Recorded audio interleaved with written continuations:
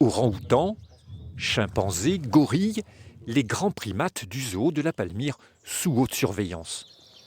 Ils pourraient à leur tour être victimes du Covid-19. On s'inquiète vraiment pour les grands singes en fait, qui ont un patrimoine génétique extrêmement proche du nôtre.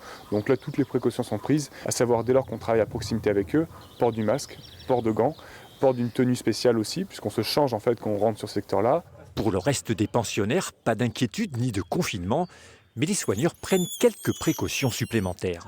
Donc là, au final, on met des gants pour éviter justement la contamination entre moi et les singes. Du côté des otaries, les entraînements sont maintenus. Ces mammifères marins jouent habituellement dans un show aquatique.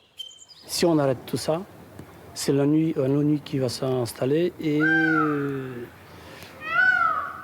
après, pour recommencer, il va falloir mettre beaucoup plus de temps. Ici, la situation est sous contrôle pour les animaux. En revanche, les responsables du parc nourrissent une crainte, celle des allées vides. Sur mars, on a enregistré à peu près moins 20 000 visiteurs. Et sur avril, c'est habituellement un mois où on fait à peu près 70 000 visiteurs.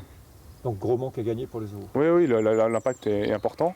Enfin, une bonne nouvelle dans cette période d'incertitude, la naissance de Juliette. Comme ses propriétaires, ce girafon attend avec impatience le retour des visiteurs. Il n'en a encore jamais vu. J'espère qu'elle fait plus que simuler.